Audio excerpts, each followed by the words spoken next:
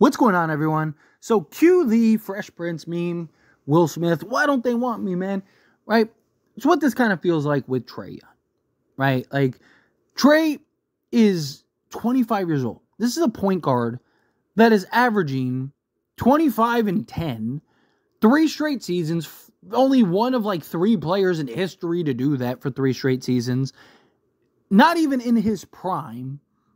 Is not that far removed from being in the Western Conference Finals, and many believed would have brought Atlanta the first NBA championship had, injuries and things like that had not gone down. And yet, nobody wants him. No deals, no trades. Like, there have been countless reports that there is no market for Trae.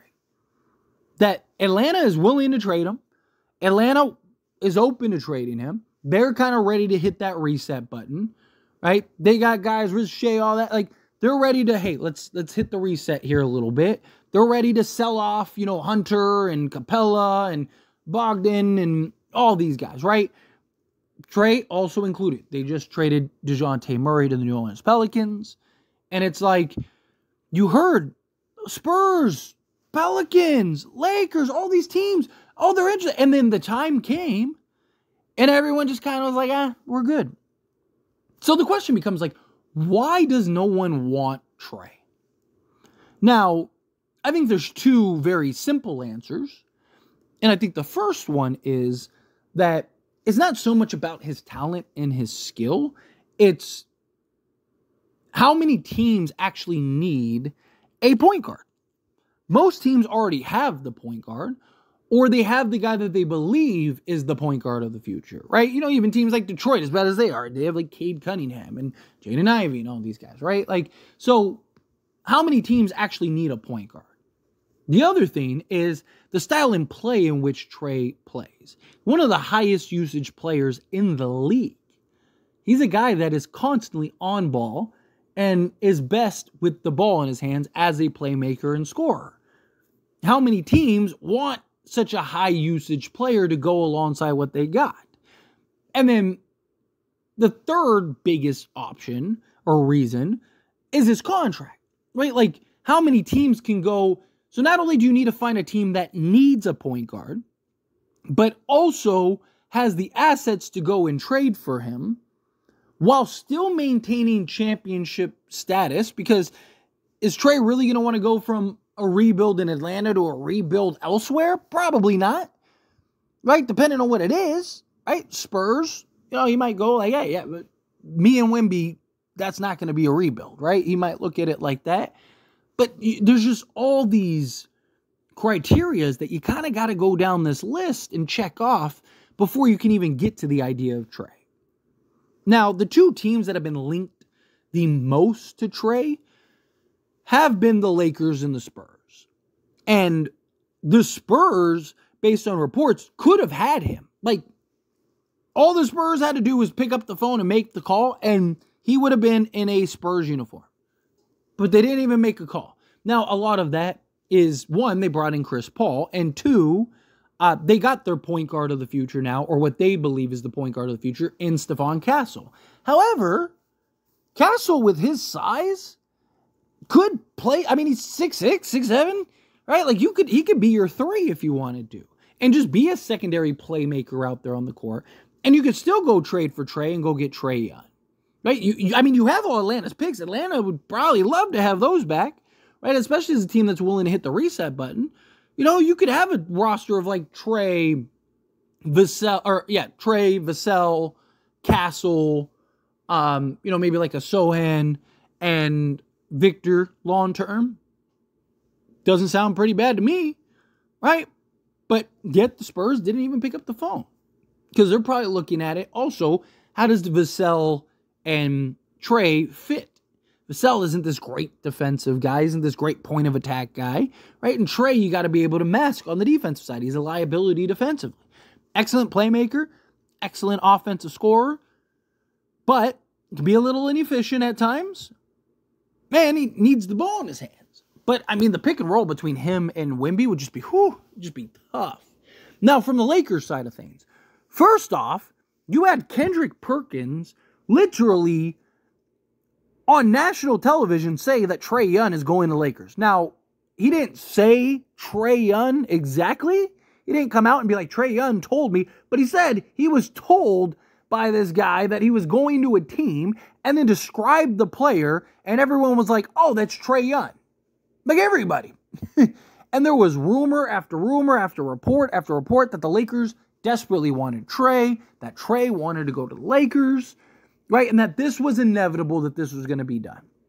Now, I still think that there is a very big chance that Trae becomes a Laker. I just don't think it's through trade, right? Like Trae's got a couple. Trae has a few more years on his deal, and it lines up with like LeBron's timeline. Like I could see LeBron retiring and Trae becoming a free agent and signing with the Lakers. And basically, LeBron leaves and Trae comes in. Like, I can literally see that being the case. And the Lakers not trading for him. The problem that the Lakers have with going and looking to acquire Trae is the fit between LeBron and Trae. If the Lakers didn't have LeBron, I think Trae would be a Laker. I do. I think that the Lakers would have pushed hard for Trae. But I think they're probably looking at it like, you know, obviously Trae is a better shooter than Russell Westbrook, but like similar, like it was not so much Russ and what he could or could not do. It just was the fit. It just didn't work. It didn't make sense, right? Like Trae being so high usage, JJ Redick wanting to run a free motion offense, right? Like it doesn't appear that JJ wants to have Trae basically dominate the basketball. He does want LeBron to play more off ball, and LeBron has expressed the desire to play more off ball. That's why the Lakers every year try to go get a center. Every year, it's or not a center, a point guard, right? Every year they're trying to get, you know, Dennis Schroeder, Russell Westbrook, Dennis Schroeder again, D'Angelo Russell, Trae Young, DeJounte Murray, right? Like all these guys keep being linked to Lakers. But I don't see the Lakers unless they get to a point of desperation. Lakers are terrible. It's like, you know, like we might lose LeBron or maybe Anthony Davis is like, hey, I'm tired of being a play-in team. It's like, we got to make a big splash. Got to make a move. Let's go get Trae. I could see maybe something like that developing later on down the road. And now Trae ends up in a Laker uniform. But I think more likely than not, the Lakers are going to stay off. So what it does is this puts Trae in this tough spot because he's incredibly talented. You know, in most scenarios, this guy would have been, you know, dealt for a haul. You're talking about a guy that is in the history books. Guy that could go down as a Hall of Famer. Right? I mean, he's already setting records, Hall of Fame level records. Right? Obviously, he's got to get some accomplishments and stuff under his belt. But again, he led a team that many didn't even think were, you know, going to be that thought they were a first round exit to the conference finals, right? He hasn't really been able to replicate that. Also, I don't think I think the worst thing the Hawks could have done, and you see it a lot with teams, they think they're close, right? And so they try to force it rather than letting things naturally develop. And that's what Atlanta did, right? Atlanta went to the conference finals, and then instead of being patient and waiting for the right piece to come and going like, hey, let's run it back. We got a team that was just in the conference finals. We're incredibly young, right? Let's not, you know, be a little overzealous. Let's not just jump the gun here. Let's wait for that complementary piece to become available. Let's wait for that guy that makes sense to pair alongside Trae. And you go and you make that move. But instead, Atlanta was like, no, like we were just there. We should have won. You know, if guys didn't get hurt, we were there. You know, and lo and behold, they end up, you know, making a move for DeJounte Murray that made absolutely no sense. And it was nothing against DeJounte Murray. I mean, DeJounte Murray was coming off of an all-NBA defensive season and making the playoffs and being an all-star. And I was like, you look at him, it was like, oh, man, this guy, next great point guard. And look, Trae had, like, you look at some of the off-ball stats of Trae early on, And it was like made up numbers. Like he had like seasons where he was shooting like almost 60% on catch and shoot threes and stuff. So it was like, I understand the logic of like, oh man, you go get DeJounte Murray, gives you that athletic guard alongside Trae, so he can kind of be the point of attack, and then Trae can kind of play more off ball and be that scorer and kind of play that Steph Curry role. And, I get the logic, and you're looking at his off-ball catch and shoot numbers and stuff, and it's like, oh man, this makes so much sense. Then reality kind of set in, and it just didn't work. And DeJounte Murray needed the ball in his hands, and he was best, right? Where I get the idea of like the athletic point of attack guard, that on occasion can let, a Trae Young off the hook. But, I mean, they were better off going and trying to go get like, a KCP or something like that. A guy that can, that can defend, or an Alex Caruso, right? Somebody that can defend at the point of attack, make sense alongside Trae, but allow Trae to still be Trae and knock down the open three. Beautiful, right?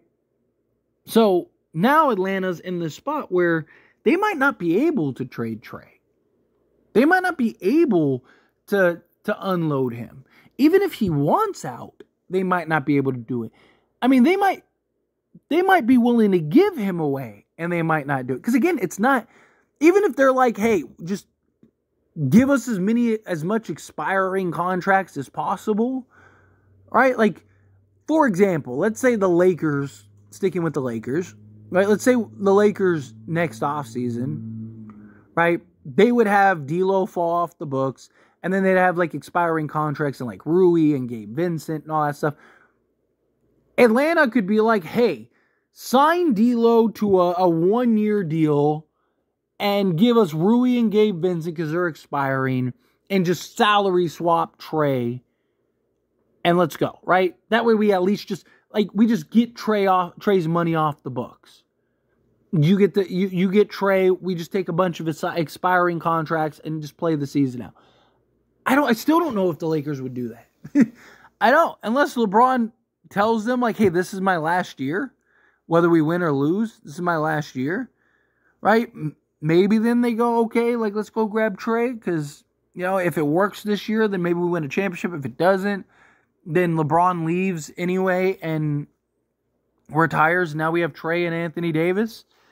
Maybe, but it's just, I don't see a team, and you never know, right? There's always a team that comes out of the woodworks that you don't think is going to make a move, or you don't think is going to make a trade, and then all of a sudden it's like, oh, wow, they just traded for this guy, right? Like, I mean, even the Pelicans were rumored to be interested in Trae, and there was a lot of talks about that potentially getting done, even at the last trade deadline. But when it actually happened, it kind of came out of left field. When it actually got done, it was like, whoa, like, didn't see that coming type thing. So we'll see. But anyway, as always, this is a discussion. I pass the question on to you. Let me know your thoughts and opinions down in the comments below. What do you think? How do you feel? What are your thoughts? Do you think it's Trae? Do you think it's a combination of, multiple things? Do you think Trae will ultimately get traded? If so, where? Where would you like to see him traded? Do you think the Lakers, Spurs, somebody else? I think he should stay on Atlanta and toughen it out. Because, I mean, he is still only 25.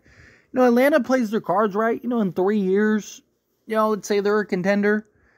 And Trae's 28. You got, a good 5 to 7 years to try to go win a championship. But anyway, how do you feel? Whatever your thoughts are, let me know down in the comments below. That being said, if you haven't liked this video, hit that like button. Helps me a lot. So we enjoy these types of videos, and I truly appreciate it. Not subscribe channel, hit that subscribe button. Turn on the bell notifications. Appreciate y'all. See you in the next one. Thank you.